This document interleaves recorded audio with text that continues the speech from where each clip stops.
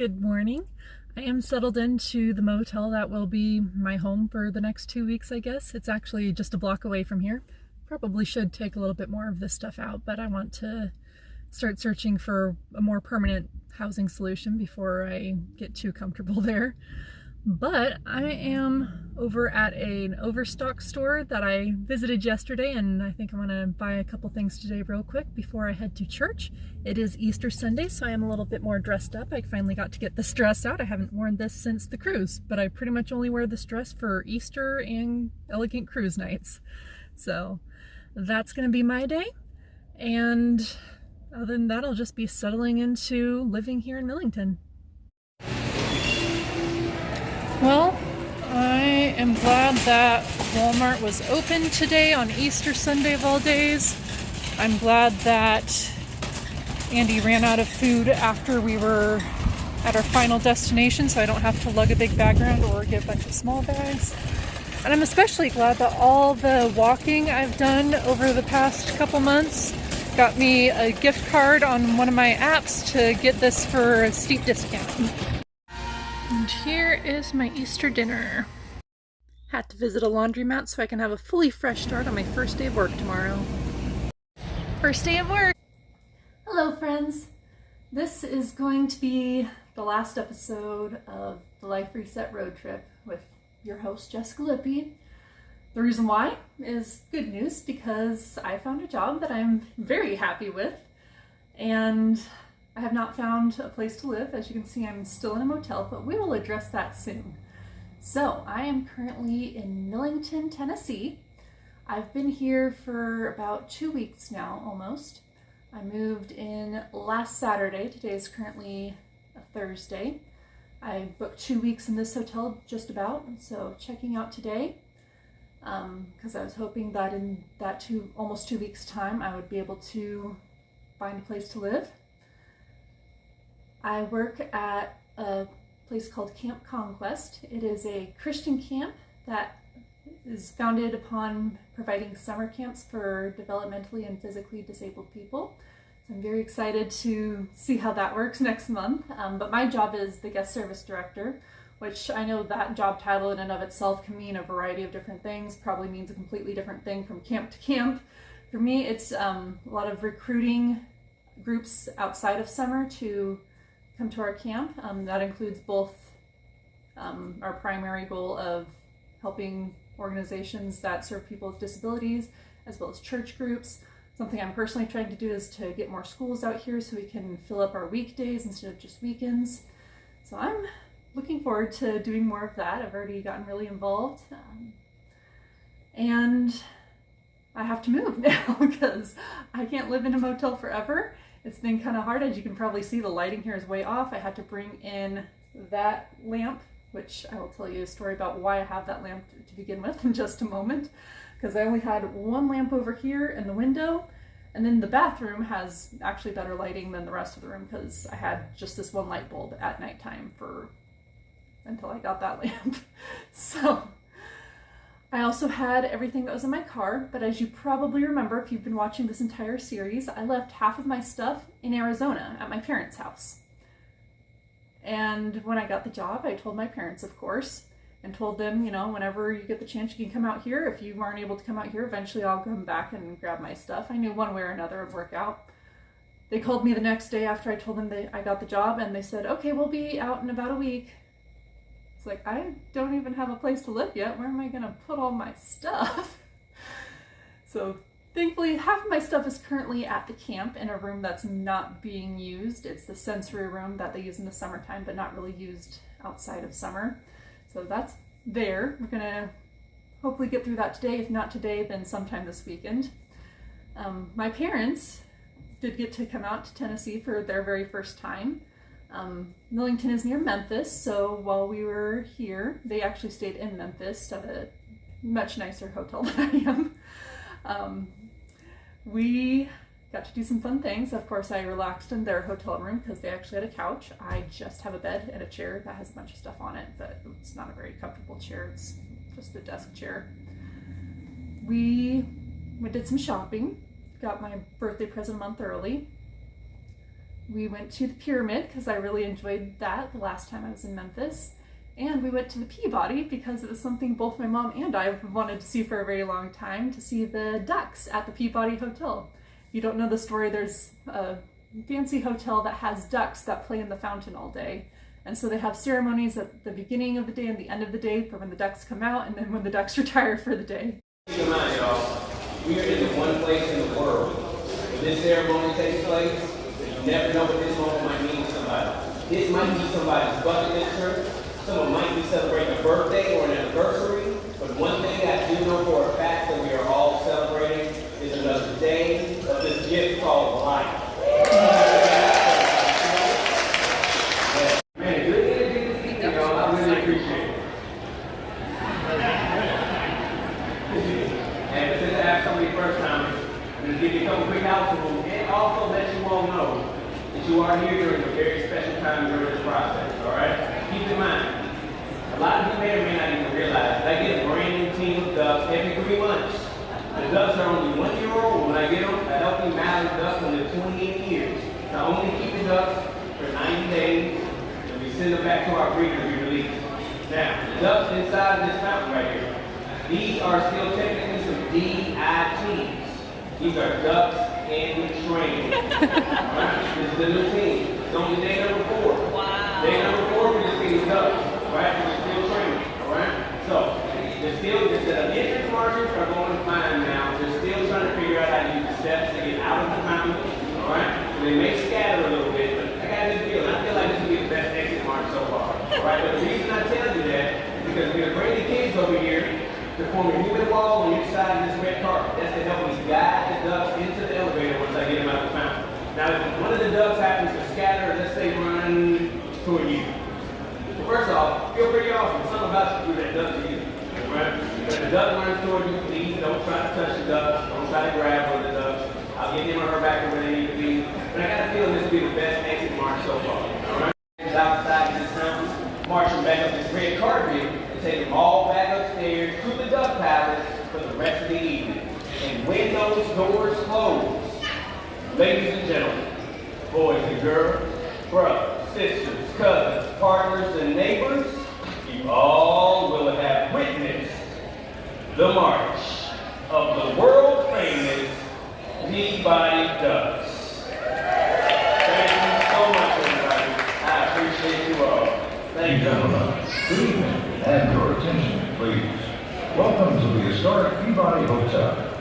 At the center of the grand lobby, the point where the Mississippi Delta has been said to begin, stands the classic Peabody fountain, carved from one piece of Italian travertine marble. Although famous in its own right, the fountain is better known the world over because of its residents. If I may direct your attention to the fountain now, you will witness a tradition begun in the 1930s at the South's Grand Hotel, an experience uniquely yours as a guest of the Peabody. Preparing to return to their penthouse on Route 4 tonight, ladies and gentlemen, the march of the world-famous Peabody Ducks.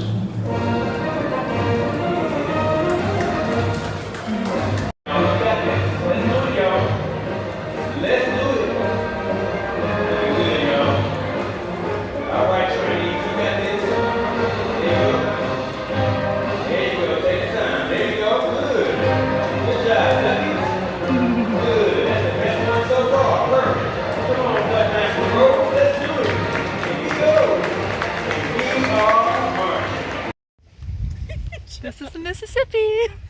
So that was really fun to see. Of course, we went out to dinner, had some good food as well. They then went on to Pigeon Forge, so I was able to give them some tips because, of course, I went to Pigeon Forge earlier on this trip. And now it is just time to move. But first, I wanted to answer some of the questions that you guys are probably wondering. So I wrote down some questions and then we'll address them. Number one question that I get asked most about this trip and pretty much every other trip I've went on, especially when you contrast it to I've worked in camp ministry for most of my life, is how did I afford it? That's a good question. In fact, I wrote an entire book about it before this trip, and after this trip I could probably write another book that is double the thickness of that one. But anyways, if you'd like that book, you can get it on Amazon. But I'm going to tell you a few things specific to this trip that may not necessarily be in the book. Because a lot of people also wondered, did it create debt? Because I quit my job before I was sure about my next job. Which was a good thing, because this job didn't exist when I quit my previous job, and the job that I was thinking about going to was not nearly as good. So, about 2 years ago, I won a contest with Expedia, and the grand prize was $5,000 in travel credit, which was awesome. I was so excited to spend it right away, and yet every trip I had planned for that year, 2 years ago, I didn't need to use it because my trips were comped. I was going on a mission trip with my church. That was all funded by the church. I went to DC. That was mostly funded by the organization I was traveling with, as it was an educational service experience. So I ended up not spending much of it at all until Panama. I did spend a little bit of it on my trip to Panama last November, but still that was like maybe $100 worth of the $5,000 credit, and I was also gaining more because I have the Expedia One Key travel credit card, so I was earning rewards with that. So I was able to book all of my hotels using that travel rewards through Hotels.com. I also did this on a budget. Not only did I stay in budget hotels, like I'm currently staying in Motel 6, and I also stayed in Red Roof Inn. I'll get to that in a little bit.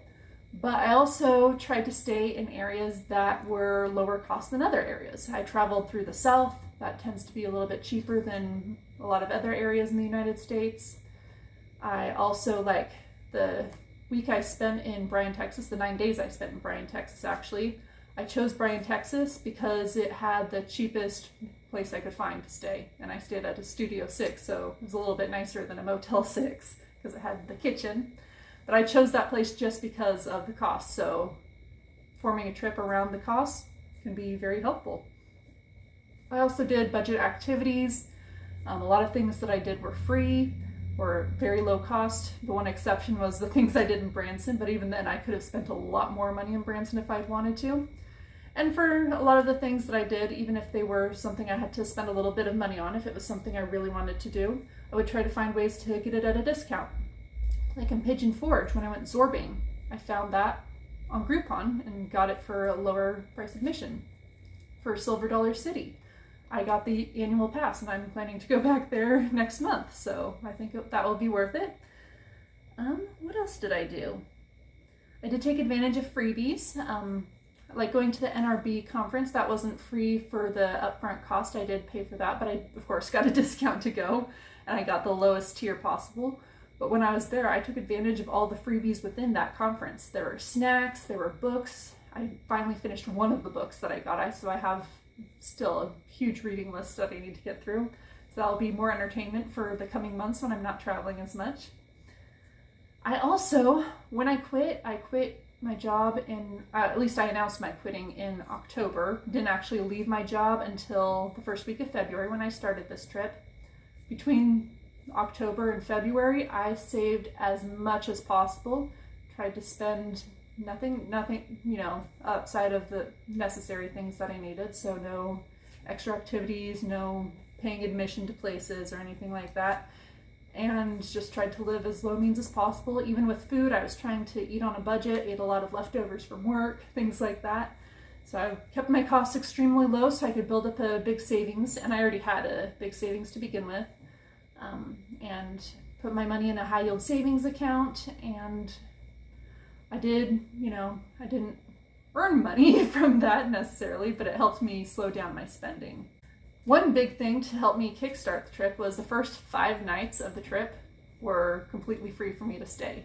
The first 2 nights I stayed at my parents' house, and then the next 3 nights I stayed with my friend in El Paso. She was staying in a suite at the Hampton at the time, which ended up being the nicest hotel I stayed at on the whole trip. So I'm very thankful for those connections, and even though I didn't end up staying for free anywhere else, unless you count, the free travel credit from Expedia, but I was able to pay my way the rest of the way on a budget. But those first 5 free nights really helped kickstart and actually set the mindset for how to keep a low budget on this trip. Now, I talked about how I saved money and I did not go into debt because of that. But was I able to make any money while I was doing this? Well, actually, yes. I didn't make enough money that I was actually upping my total net worth, but I did make some money to help essentially slow down my spending or keep my budget a little bit more afloat. So you probably noticed I've been making videos on YouTube. Guess how much I made from that? Nothing! So yeah, YouTube was mostly just for fun thing. If it did take off, I would have been very happy about that, but I didn't make enough views to even start considering making money off of this. So hopefully people find value of this trip down the road. That's the real reason I did it. I also decided to make videos on this trip instead of I normally do a travel journal. I didn't travel journal this time. I decided to just vlog the whole experience. So nothing from YouTube, but I did make a little bit money in a few other ways, just small amounts at a time. One that I wouldn't consider making money, but more just slowing down the spending, is getting rewards credit, mostly from my credit cards. I had 2 credit cards that I was spending with. One gave me a flat 2% cashback rate, and the other one was 1%, except with restaurants and grocery stores, it would give me 3%. So I just had to wisely choose which of the credit cards I would use depending on what I was spending it on. So that helped me make some money back. I also had some rewards websites that I use. I use Swagbucks and uPromise. This is not sponsored. In fact, I'll say in most circumstances, I don't recommend them anymore. I've just been using them for a long time, and over time they have added up, but on a day-to-day it's not very much. Usually I take the poll and that pays me 1 cent per day on each of the sites, so that's my 2 cents, literally. But sometimes they have good cashback deals depending on what you're spending on other websites. Hotels.com is one of the sites that they partner with, and since I was making all my hotel bookings through Hotels.com, I would get cash back from that. Depending on the day, it was anywhere between 3% and 10%. Now, like I said, with the credit cards, that's not really making money because you're spending more money than you're actually getting. But in my particular case, because I had all that rewards credit with Expedia and Hotels.com, that was new cash to me because I could only spend my rewards credit through Hotels.com, and then this cash back, I can spend it on whatever I want. So that was kind of interesting. Again, didn't make too much money off of that, but it was something to start with. One thing that I definitely would not recommend is I tried playing games on my phone for money. So I signed up, was it Play Rewards or something like that? I don't remember, but they looked promising. I was getting ads for them, so I decided why not try? It'd be something fun to do in the evenings or just when I had downtime to play a few games and then make some money off of it. Just yesterday, I got my $20 from playing for like 2 months.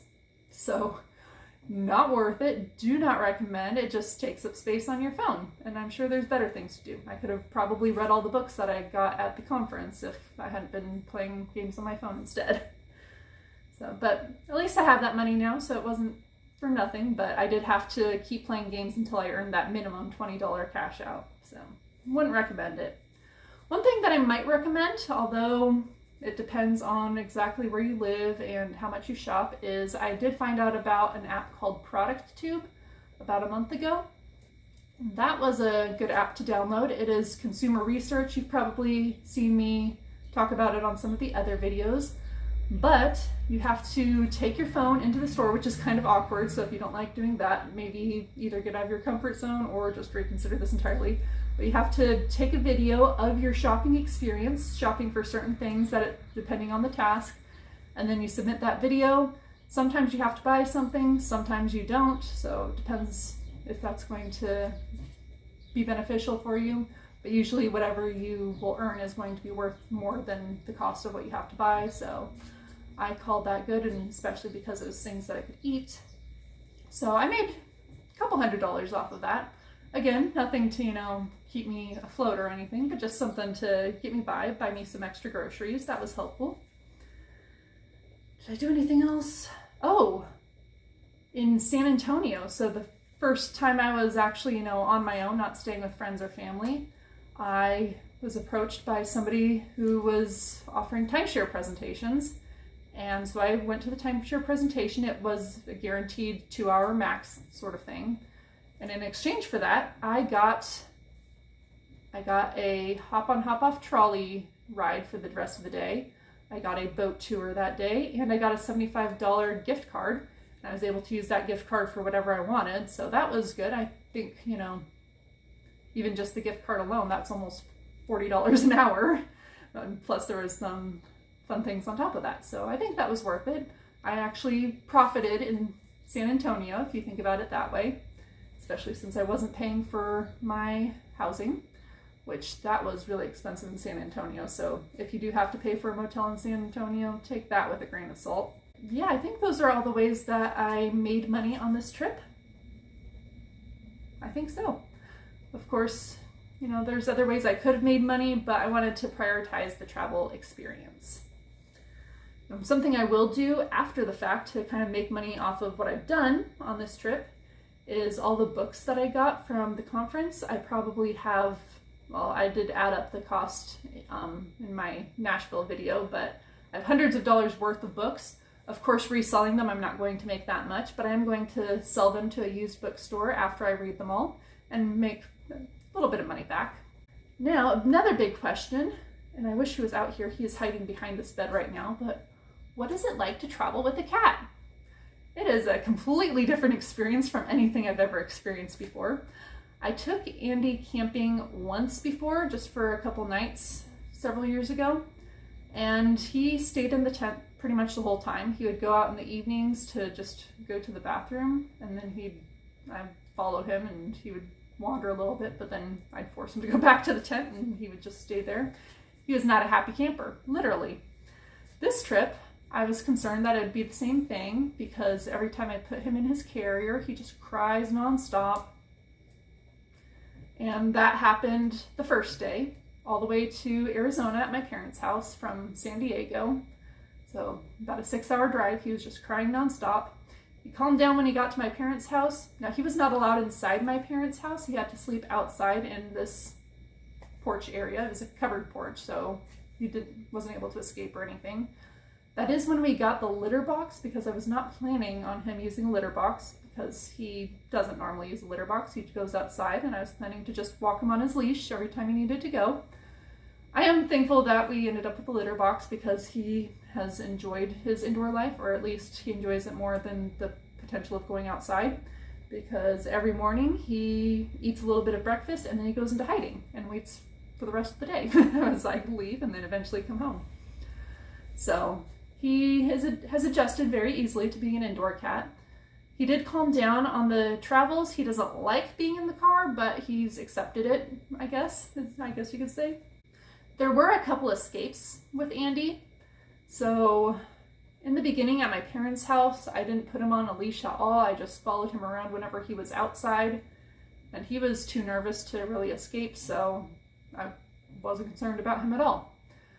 But he got a little antsy as the travels went on, and he just wanted to stay in one place.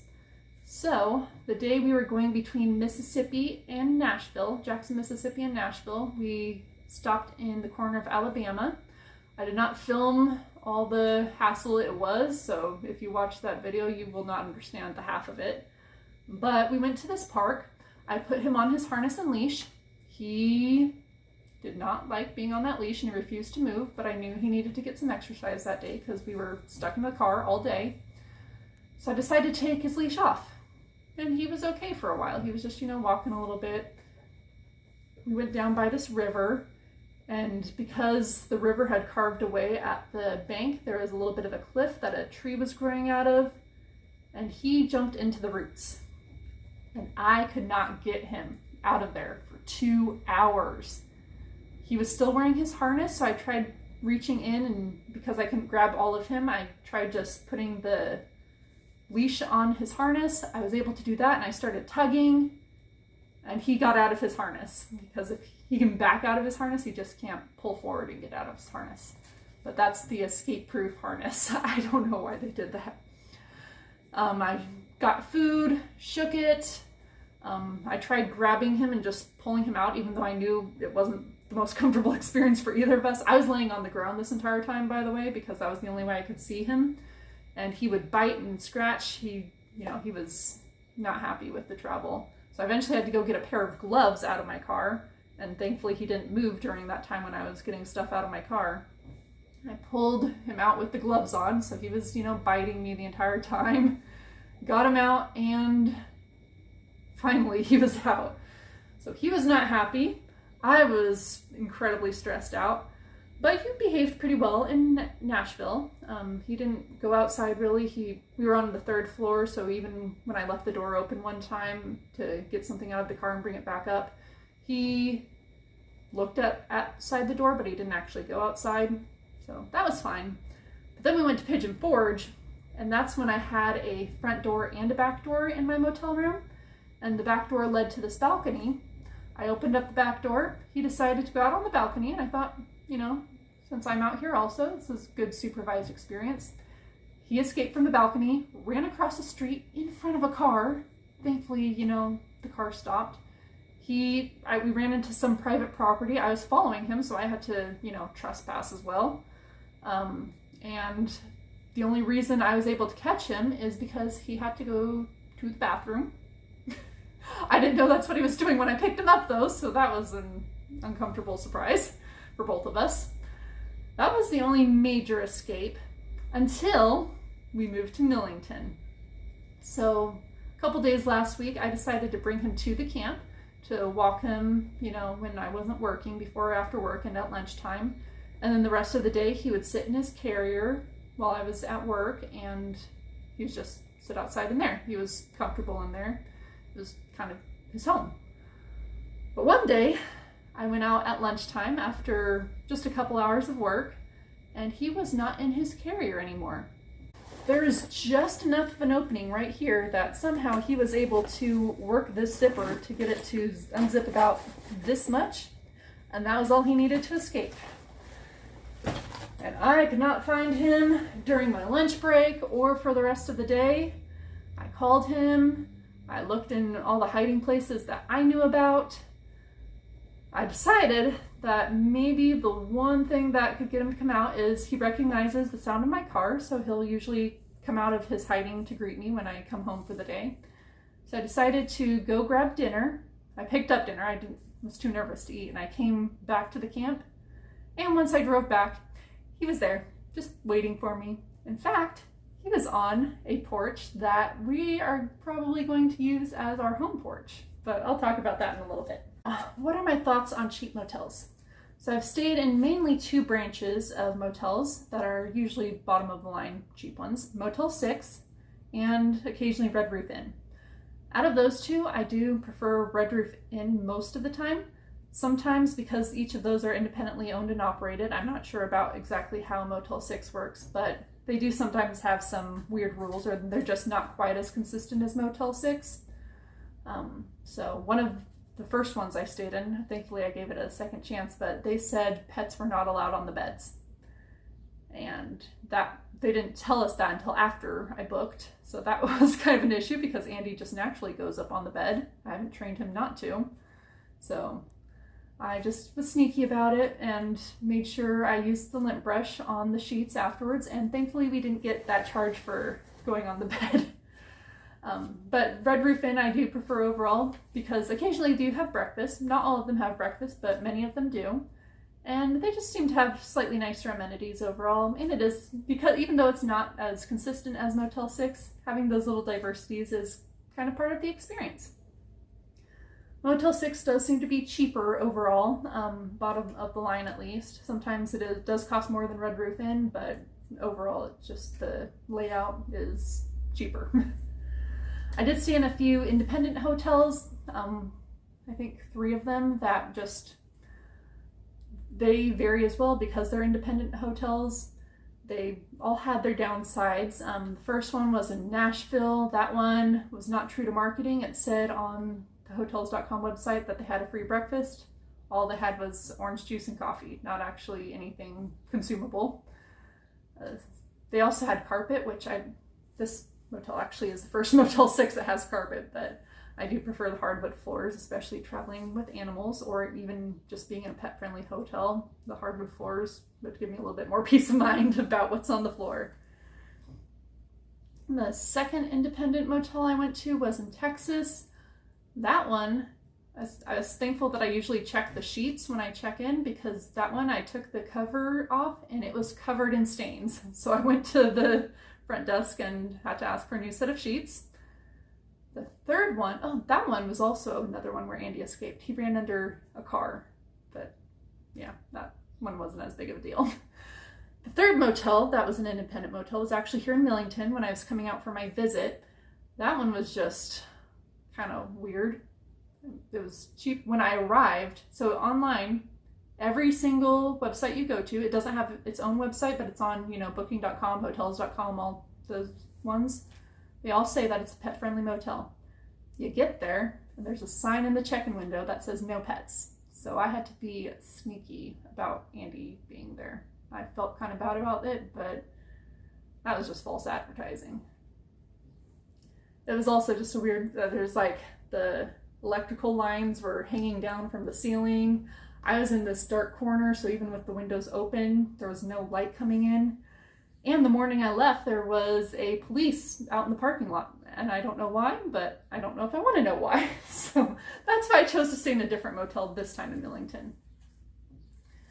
So yeah, cheap motels definitely have unique experiences, but I think it was a great way to be able to travel this much for such a low budget. So it's up to you. Do you want to stay in a nice place, maybe just for a couple nights, or do you want to have a longer trip and stay in a place that maybe isn't quite as nice, but hey, you're only sleeping in there anyways. Now, a lot of people ask me, both about this trip and previous trips, where is my favorite place that I've traveled to? And I don't think that's a very fair question. If they have kids, I usually turn it around and ask them which one of their kids is their favorite. It only works if they have more than one kid, so don't try that if they're parents of only childs. But anyways, so there's so much I liked about this trip. I think for the camaraderie, going to Nashville and seeing old friends. Of course, I did that in El Paso as well, so those were great for friendships. Whew, what else? Most surprising, Millington was, I didn't even know Millington existed until I started this trip, or even partway through this trip. I was surprised about being able to move here. Pigeon Forge was a lot of fun. It was a lot more fun than I expected. I knew it was a tourist destination, but I was just surprised at everything it did have to offer. I was also surprised that Branson was so similar to Pigeon Forge. It's basically identical cities. One best for my budget was definitely Bryan, Texas. It was low cost, even though I was staying in one of the nicest motels of my trip. It was lower cost, and there are so many things to do for free, and I was actually getting a lot of food for free just from signing up on apps and things like that. One hidden gem that I'm surprised isn't more popular is Brunswick, Georgia. That one I decided to go to just because of Hostel in the Forest was having their visit from Robin Greenfield, and I was following Robin Greenfield. I could either decide to stay in Savannah a few days longer than I was planning to and see him there, or go to Brunswick and see him a few days earlier. So I decided to go to Brunswick, and I'm so glad I did. Were there any things I missed? Of course there's people that I miss and things like that. I'm not gonna go into that, but actual things that I missed from being on the road. Yes. So in all my travels for the past couple of years, there's two things that I have missed a lot. One is my pillow, because I threw all the pillows off this bed, but they're wimpy pillows most of the time that have been slept on by thousands of people and are just flat. The other one, it's kind of embarrassing, but I do miss my bidet. It just helps you feel cleaner, I guess. But so yes, I did miss my bidet. I did leave that at my previous home. I figured it'd be better to just get a new one when I do finally settle down someplace, but it wasn't practical to travel with because it requires installing and uninstalling at every toilet you use it at. Now I did have a pillow in my car this entire time, and I didn't start using it until I got to this motel, because I was actually surprised by the quality of the pillows up until this motel, so I didn't really see as much of a need for it, even to get it out of my car. So I didn't miss that so much. One thing I did miss though instead on this trip was my favorite deodorant is called Hey Humans. It is very hard to find. I usually have to buy it online. I found out about Hey Humans when it was carried in Target. I bought one tube of it there, and the next time I went to Target, they had stopped carrying it. So for years I was buying it online until just a few months before I left San Diego. I went to the grocery outlet in Santee, and they had it in stock there. Now I usually went to the grocery outlet in El Cajon, did not carry Hey Humans there, but it was in Santee, so I stocked up. But then I didn't bring it on this trip. I brought one tube that I'd already started using, and everything else I left in my parents' storage. So I didn't get it back until a few days ago. Very thankful I did, because when I ran out of my original tube, I bought something from a drugstore that was supposed to be an equivalent of native deodorant, which I thought was similar enough because Hey Humans is also one of those natural aluminum-free deodorants. It was not nearly as good, so Hey Humans all the way, not sponsored. Sometimes I do miss my bedding, especially when, bedding is not what you'd want it to be. Of course, I had all my bedding in my car, but I'm just thinking about having to wash all of that, especially my weighted blanket. That's a lot to wash, so I didn't want to do that on the road, so it stayed in my car. So I'm going to be very excited to use my weighted blanket again. Another thing I missed was all the green initiatives from California that just haven't transferred to the rest of the country. I've missed how easy it was to recycle. I've had to throw away a lot of paper and cardboard and metal that really should be recycled. So that was disappointing that I couldn't really recycle anything on this trip. I'm now going to be looking into finding some solutions now that I am in one place, maybe just a drop-off place to go to or something like that. Another good question, because the cat was not the only animal I was traveling with. What was it like to travel with worms? It was actually really easy. They actually had babies not too long ago. I know in Bryan, Texas, I showed you guys in the video how many cocoons they laid. All of those have hatched, and so there's lots of little worms going around the bucket. Probably do need to get a bigger bucket now that we're in one location, so we can settle down and build up the worm farm again. They traveled really easy. They were able to stay in the car longer than like Andy would be able to. I did take them in whenever I was in a hotel, but if I was traveling for a day between one hotel and another, they would stay in the car. I didn't take them out to like go to lunch or anything like that. They can thrive in warmer environments. They can thrive in cooler environments. So as long as it wasn't to the point where they'd get cooked, they were fine. And it was pretty easy to take care of them. I did add some paper when I had brown paper or napkins or things like that. I would add that. Now with food, it was a little bit tricky because a lot of the food I had was like already prepared food or already bagged food, just for the convenience sake and because I couldn't buy bulk food at once while I was on the road. So they didn't have much of the leftover food because I was buying prepared vegetables instead of whole vegetables. But I did eat quite a few apples, so they got the apple cores. When I did buy vegetables, like, well, avocados aren't a vegetable, but I did buy some avocados. They would get that. I did buy quite a few peppers and onions, which unfortunately those are the foods that worms can't have, as well as citrus. So those still have to go in the trash because, like having a good recycling system, I could not find a good consistent compost system on the road. So again, something I'm looking forward to. Another question that some people have asked along the way, but more on a casual thing, but this is a pretty serious question. Did world events affect my trip? There's been a lot going on in the world. Wars that were ongoing, wars that were started. Of course, thankfully, none of those wars are happening on US soil, but they are involving our country. So it's been interesting just to hear about the news. I have, had a TV in all the places I've stayed, so I can stay connected to the news if I want. If I have Wi-Fi access, that's even better for me connecting to the news. When I was in Nashville, I met with several of the people that I know from Israel, several whom actually live in Israel, and they came to the conference just with their organization that they work for, and to do a little Jewish-Christian relation thing. They had some difficulty going back into the country at the exact time they did, as there was attack on Israel as they were arriving back. So that was interesting. Thankfully, they were all safe, but it was, you know, get home and go into the shelter for a while. So that was difficult for them, of course. The other, I guess, effect that it had on me, that was more of a direct effect than anything else, was the gas prices.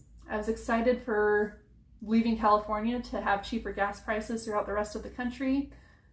When I left California, the cheapest gas station that I went to, which was at a casino, so quite a bit less than the other gas stations, was a little bit over $4. I've heard that gas there is now $7 a gallon. And when I went to Arizona, it was $2.99 a gallon, and it went down from there. I think the cheapest I saw was $2.25 somewhere in Texas. I made it to the East Coast. Then the war started and the gas prices started going up. So by the time I made it back to Texas, it was $1 more. It was like $3.25 at least, more like $3.50 in a lot of places. And it's a little bit more here, probably between $3.69 and $3.89 here. So it's almost back up to what was previously California prices. So that definitely made a dent in the budget. So I'm thankful that I got settled when I did, because now I'm not driving as much. I am still driving to and from work. But I also have my bicycle now that my parents brought, so I just need to air up the tires for that and do a couple other checks, and that will be a beneficial thing to have, as I want to, you know, not support the oil industry in this time. Now, at the beginning of this video, I did tell you what I'm doing now for a job, but I have not talked about where I am living, other than I'm still living in motels.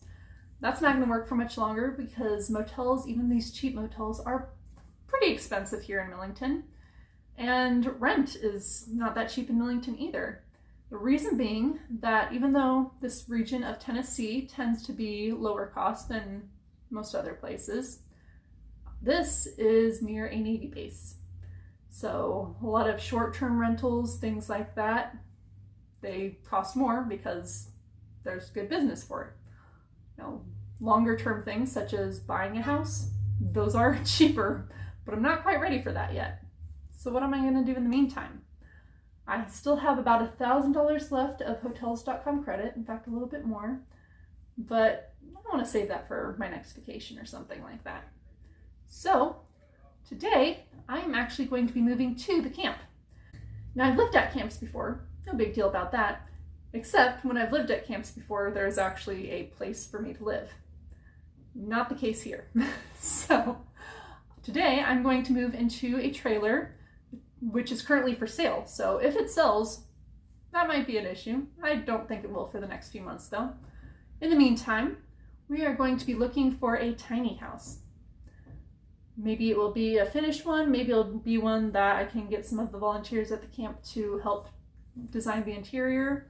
But it'll be something fun, and it'll be nice to have somebody at the camp, because currently nobody lives at camp. There are 2 buildings, neither of which are staff housing. So with that being said, let's go to camp. Hey Andy, you ready to see your new home? Yeah, you recognize this place from the day you escaped last week, huh? All right, here it is. So eventually, I'm not going to live in that one, I'm going to live in this one, but eventually both of these will go and a tiny house will come in its place. Let's go inside.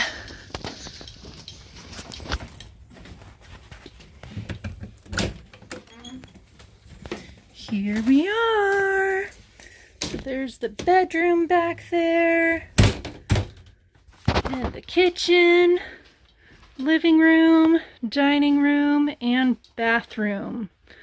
So I'm going to put Andy in here, and then we're going to start cleaning, because this place could use some cleaning. There's spider webs down there. I have Snow White stuck in my head. The whistle while you work scene. Andy escaped from the RV the moment he got the chance, ran up here. I don't know where he is, but at least he's been up there before, so I think he knows what he's doing. He found himself a home. I, on the other hand, need to find a vacuum with a hose. So let's go to the main building. Vacuum acquired. Let's head back. I decided I didn't want this mattress in here, so I'm going to take it out It's just, I think the mattress is just as big as the room, so this is proving to be a challenge going through the doorway. So I got the mattress out of the bedroom, but now it's just a matter of getting it out of the RV door. Pivot! Well, mission accomplished. Now I need to figure out how to set this up for my Shiki-Buton because the mattress protruded all the way over here and my Shiki-Buton won't be able to hold itself up like the mattress did. So I'm thinking about using these boxes that I've been using for storage to go under the bed. But first things first, I gotta clean all this anyways. Okay, now everything in here is either vacuumed or wiped down with that vinegar I brought in. So the bad news is I measured this before I even took the mattress out, but that bin will not fit in this area. Even if I lift this up, it's still not enough room right here. But it is enough room over there, so I might have to reconfigure exactly how the mattress is going to lay. But I should be able to use my Shiki-Buton. Not nearly as flush as I was hoping for, but I could probably still lay something on top of this to achieve a flat surface. But for now I'm gonna get my Shiki-Buton out, let it air out because it's been wrapped up in my car for 2 months, and we'll go from there. There it is. So I think that the other mattress might have been a queen or possibly even a king or something longer because this is a full, and it doesn't have much over the edge, so I think I might just leave it as is. If not, I can always move it around and change it up, but if it fits the way it's supposed to, the only issue is when I lay on the bed, you see all these nasty old hornets' nests, and I do not want to wake up to that. So I will have to clean those out soon. And it's not something I have to think about today, but I have several more bins just like that up in the main lodge hiding in storage that my parents dropped off earlier. I need to find places to put all of that stuff. So I think the biggest storage area is right here under the bed. I don't think that the bins will fit under here. In fact, I'm pretty sure they won't, but I can at least unload the stuff and then maybe stack the bins all together over there. I left my bedding in the car because my mattress still needs to fluff up a little bit, but everything else is now in here. I didn't say it was put away, but it is in here. So some things need to be put into the kitchen cabinets, which I think it will all fit. The clothes, the closet, main closet at least, is actually in the bathroom. So they hang some things up in here. There is some closet space in the bedroom as well. Now, one challenge about living in an RV is that there's always going to be some downsides. A downside here is that the toilet is not going to work because I have gray water, but not black water disposal. So I'm going to have to go up to the lodge every time I need to go.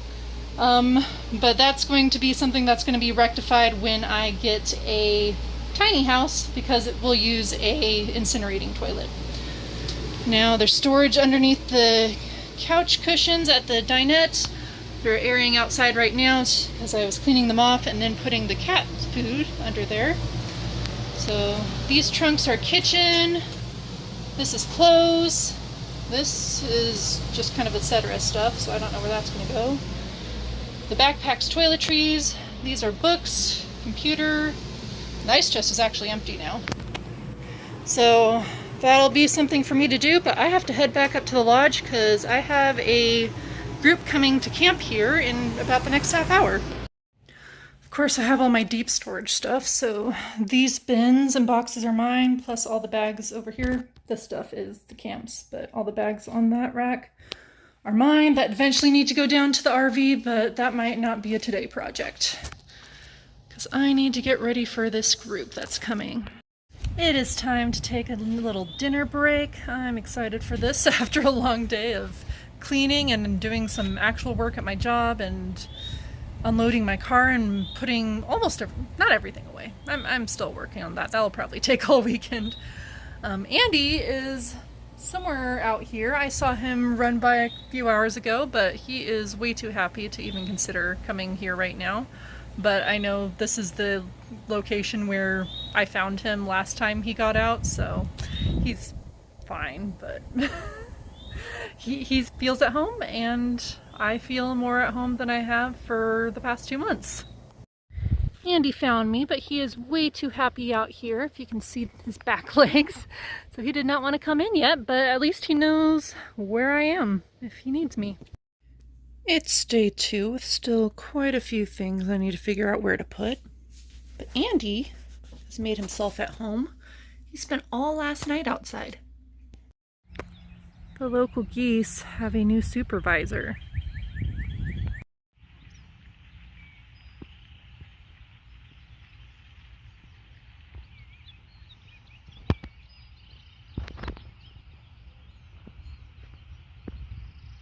Yep, the geese win. Andy and I are hanging outside, and we have a new friend who disappears. And this is some random cat that just shows up on the porch every couple days. Makes lots of noise and then eventually leaves. Isn't that right? The kitchen has been the hardest thing to set up. It's the bedroom. Forgive the unmade bed, but I decided to make it mostly a storage room. So there's storage bins and then more decorative with the trunks on top on both sides. The wall art, because there's just no place on any of these walls, it's gonna live there for now. But the kitchen has been a lot more difficult, mostly because it needs a lot of cleaning. Been up for the past hour in this storm. It is a tornado watch, so don't have to seek shelter yet, but I am prepared. Andy's right here, you can't see him, but he's snuggled up. He has no idea what's going on, but I had to get his carrier out just in case we have to drive over to a building and seek shelter. But it looks like the storm's actually passing. It was a lot worse not too long ago. And with that, I think this is the end of a series, at least the end of one chapter and the beginning of a new one. I've been working here in Tennessee for about a month now. I've really been enjoying my job, but of course that's another story. If you want to hear more about my job specifically, let me know in the comments and I might make a series about that. But I've also been enjoying just getting to know this community. The adventure isn't over just because you're in one place. So last week I got involved in a community cleanup, and I went to a fair in Memphis. I went to the movies a few days ago, really good movie by the way, and I've really enjoyed just being around here. So thank you so much for watching. If you've missed any part of the series, don't worry, because it is all available on my channel, so just go through and see what you're missing and maybe even do another watch through. If you'd like, I might even put all of this in one video, this entire series, so you can watch it without any interruptions. But if you like this video or this series, please like this video. Comment, share, subscribe, and let me know what I can do to keep this YouTube channel going. There's lots I could talk about. I am going on a trip next weekend to celebrate my birthday. And of course, there's lots of adventures just here right at home as I explore a new hometown. So thank you so much. Bye.